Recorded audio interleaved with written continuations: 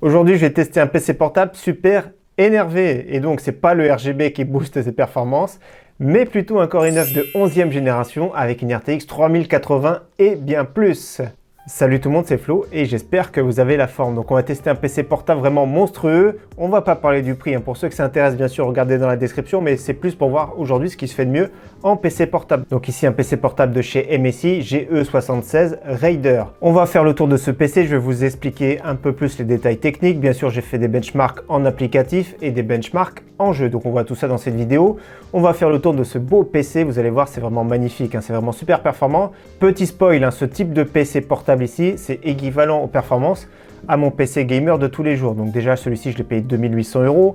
C'est sûr, c'est beaucoup plus joli, mais vous allez voir que les performances, c'est quand même monstrueux. Donc première chose pour parler des caractéristiques principales de ce PC portable de chez MSI, son poids moins de 3 kg, donc 2,9 kg. L'écran, vraiment, c'est une pépite, 17,3 pouces. C'est un écran 4K 120 Hz avec une dalle IPS, c'est vraiment au top. Franchement, je suis bluffé de la qualité. L'affichage est vraiment très fin, c'est vraiment super lumineux, c'est vraiment top. Si vous jouez, c'est vraiment excellent en 4K.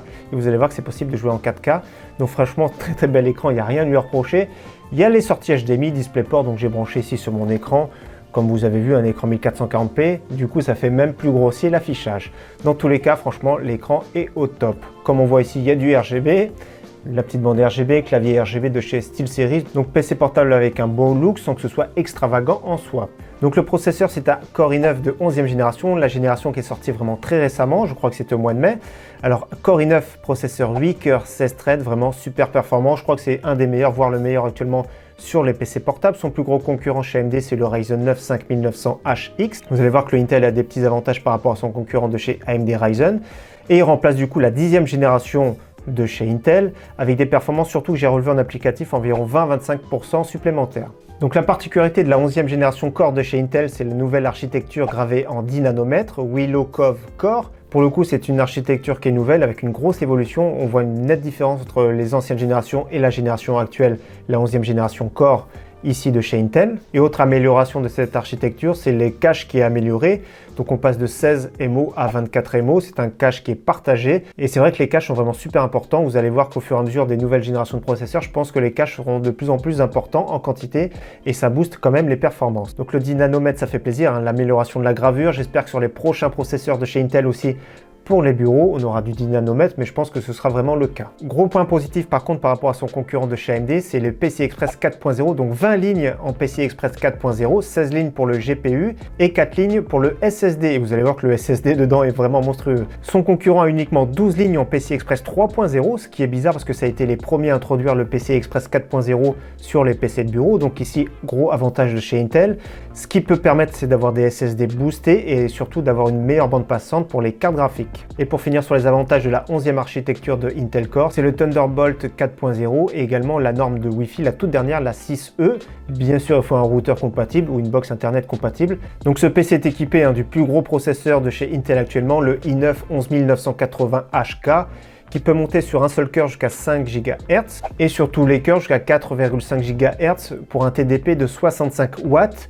L'avantage pour AMD, c'est d'avoir un TDP de 45 watts, donc il consomme un peu moins. Autre gros point positif de ce PC portable, c'est l'intégration d'une RTX 3080, mais dans sa version la plus énervée qu'il y a. C'est-à-dire avec un TDP de 155 watts, donc ce qui est le plus élevé, et donc le GPU qui peut monter jusqu'à 1740 MHz, le plus élevé sur les GPU 3000 mobiles. Grosse particularité de la RTX 3080 mobile, c'est qu'elle dispose de 16 Go en GDDR6, ce qui est quand même énorme et ce qui est vraiment top ici pour un écran notamment 4K.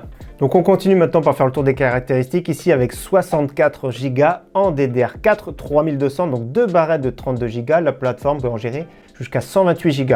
Donc 64 Go, autant vous dire, tout ce qui est jeu, il y a vraiment zéro problème, bien sûr, heureusement. Tout ce qui est productivité, il y a zéro problème. Donc 64 Go, c'est vraiment très large. Mon PC tous les jours, 32 Go, déjà je ne suis pas limité. Donc il y a largement de quoi pouvoir venir avec 64 Go, c'est vraiment monstrueux, tout simplement. Au niveau SSD, il y a deux emplacements SSD. Comme je vous ai dit, ce PC, cette plateforme peut gérer le PCI Express 4.0. Donc ici à l'intérieur, j'ai démonté, il y a un SSD de 2 Tera de chez Samsung. Vous allez voir les débits, c'est vraiment impressionnant. On va venir tout à l'heure aux sections benchmark, mais les débits sont vraiment au top. C'est du PCI Express 4.0 de chez Samsung, donc pour vous dire top qualité. 2 Tera en PCI Express 4.0. Il y a un deuxième emplacement de disponible qui sera en PCI Express 3.0, donc pour mettre d'autres SSD, 4 Tera. Même je crois que 8 Tera, ça doit exister en NVMe. Et donc on a plus ou moins fait le tour des caractéristiques de ce PC et c'est vraiment impressionnant. Je suis bluffé d'ailleurs, je ne m'attendais pas à un tel niveau de performance. C'est sûr que les PC portables, il faut gérer, vous avez vu l'épaisseur, il faut gérer vraiment l'enveloppe thermique, donc ça fluctue pas mal les fréquences. Au niveau de la carte graphique, ça n'a pas trop fluctué au niveau des fréquences, mais surtout au niveau du processeur. Ça va dépendre vraiment de l'intégration du PC portable, du système de refroidissement. Donc c'est vrai que les PC portables, dès que ça atteint un certain niveau de température, les fréquences chutent pas mal. Donc je vous conseille d'ailleurs quand vous jouez de le laisser sur secteur. C'est beaucoup mieux pour avoir les performances. Mais dans tous les cas, c'est vrai qu'un PC de bureau, vous avez toujours les mêmes fréquences. Par exemple, moi, mon PC de bureau avec mon Ryzen 7 5800X, je l'ai tout le temps bloqué à 4,5 GHz. Donc les performances sont toujours constantes. Un PC portable, comme je vous ai dit au niveau de la chauffe, ça peut fluctuer à la baisse. Donc ce qui est bien par exemple, c'est qu'MSI a intégré un système entre guillemets d'overclocking pour gérer les performances. Extrême performance par exemple, vous avez plus de performance, mais par contre le PC sera plus bruyant. Il y a deux gros ventilateurs, un pour la carte graphique, un pour le processeur et du coup ça tire pas mal et ça peut atteindre jusqu'à 50 décibels et il y a même un petit monitoring intégré basique on va dire. Donc premier utilitaire que j'ai utilisé pour tester la performance de ce PC portable, c'est l'utilitaire Crossmark. Alors ce qui est intéressant, c'est compatible multiplateforme, notamment iOS. Et d'ailleurs, il y a même un score pour la puce M1 de chez Apple. Et donc, c'est plus des scores avec des usages, avec des applications qui sont réelles. Donc, c'est plus un score qui correspond plus à la réalité. Donc, Crossmark, je vous invite à tester. C'est disponible sur le Windows Store. Donc, c'est vraiment très simple. C'est un test qui est vraiment assez rapide. Donc, je suis bluffé des performances de ce PC portable parce qu'avec Crossmark, il a fait de meilleures performances que mon PC fixe ici de tous les jours. Donc j'étais à 1688 points, ce qui est vraiment excellent. Mon PC de tous les jours, c'était 1585 points, donc c'est assez proche. Un Core i9 de 10e génération, c'est 1336 points et un Ryzen 9 5900X, et j'ai trouvé le score à 1362 points. Donc ce premier test qui reproduit des modèles d'applications réelles, déjà c'est vraiment un très bon score. Donc c'est vrai qu'en applicatif, c'est vraiment top, hein. Et c'est vrai qu'heureusement, il y a 64 Go en DDR4, un bon petit SSD qui va bien, etc. Donc pour l'applicatif, ce type de PC, il y a vraiment zéro problème. Deuxième test, hein, c'est le grand classique, un Cinebench R23. Alors pourquoi R23 plutôt que R20? Parce que R23 reproduit plusieurs fois le modèle. C'est-à-dire que le PC plus va chauffer, plus va perdre en performance. Donc c'est pour ça qu'il vaut mieux utiliser R23.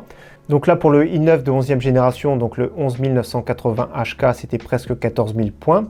Pour le i9 de 10e génération, c'était 9872 points. Pour le Ryzen 9 5900 HX, son plus gros concurrent, qui est vraiment très proche au niveau des performances, 13 875 points. Et au niveau de mon PC de tous les jours, le PC de bureau, c'était 15 293 points. Donc les performances sont un peu supérieures, mais c'est pas non plus un fossé, c'est ça qui est vraiment impressionnant. Pour le tester le SSD, j'ai fait le grand classique Crystal Disk Mark. J'étais à 6500 mégabits par seconde en lecture et 4800 mégabits par seconde en écriture. Donc c'est ici un des avantages d'avoir du PCI Express 4.0. Donc maintenant du grand classique, j'ai utilisé 3D Mark Basic Edition dans sa version gratuite sur Steam. Donc je fais à chaque fois le test. Avec ce PC portable, j'ai fait 11 499 points le score final. C'est vraiment un très bon score. 9 209 points pour le score CPU. Autre test très intéressant, n'hésitez pas à tester et à comparer également. Ce sont des tests gratuits avec Unigine Superposition. J'ai fait les deux tests en 4K optimisé. Donc le PC portable 10 319 points, mon PC de tous les jours 9 164 points. J'ai testé maintenant ce PC portable sur 4 jeux plus ou moins exigeants, des jeux qui sont assez récents. Vous allez voir que les performances sont vraiment au top. Premier jeu que j'ai testé, c'est Shadow of the Tomb Raider. Il y a un benchmark qui est intégré, c'est vraiment beaucoup plus simple pour bencher. En 4K, qualité moyenne, 69 FPS de moyenne, autant vous dire qu'il n'y a vraiment pas de problème. Et en 1440p, qualité élevée, 83 FPS de moyenne, autant vous dire pour ce type de jeu, il y a vraiment zéro problème. Deuxième jeu que j'ai testé également avec un benchmark intégré, c'est Metro Exodus dans sa dernière version. Donc en 4K, qualité élevée, 40 FPS de moyenne, c'est vraiment top. En 1440p qualité élevée, 69 FPS de moyenne. Dans tous les cas, c'est vraiment super performant. Ce type de jeu solo, ça ne demande pas non plus d'avoir un haut taux de FPS. C'est vraiment très fluide et c'est vraiment top de pouvoir jouer en 4K. Je suis même bluffé de cette définition, c'est vraiment excellent. On peut se passer d'anti-aliasing sans problème. C'est vraiment un affichage super fin. C'est vraiment agréable à jouer en 4K. Et autant dire que franchement, je suis bluffé. Autre jeu qui est vraiment super exigeant, c'est peut-être même le jeu le plus exigeant du moment, c'est Cyberpunk 2077. Donc j'ai commencé par jouer en 4K qualité moyenne. Je tournais à 45 FPS pour ce type de jeu. Il n'y a vraiment pas de souci. Un jeu solo, ça paraît vraiment très fluide. 1440p qualité élevée, 65 FPS de moyenne. En 1440p Ray Tracing, qualité moyenne également 65 FPS de moyenne. Et avec tous les qualités au maximum, c'est-à-dire 4K avec le Ray Tracing en ultra, ça tournait à 37 FPS de moyenne. Ça paraît assez fluide, hein, c'est pas top, il y a moyen d'optimiser, mais franchement, C'est bluffant pour un PC portable de tourner un jeu comme ça, aussi gourmand, dans des conditions vraiment très correctes avec des super détails graphiques et ray tracing activé. Et le jeu multijoueur que j'ai testé, c'est Apex, qui est beaucoup joué. Donc j'ai testé en 4K qualité moyenne, je tournais à 120 fps. 1440p qualité élevée, j'étais à plus de 144 fps de moyenne, donc ça peut être bien si vous branchez directement un écran dessus comme j'ai fait, c'est vraiment top. Vous pouvez brancher votre clavier dessus comme j'ai fait également, une petite souris ici comme j'ai fait également, et donc ça peut remplacer un PC de bureau sans problème.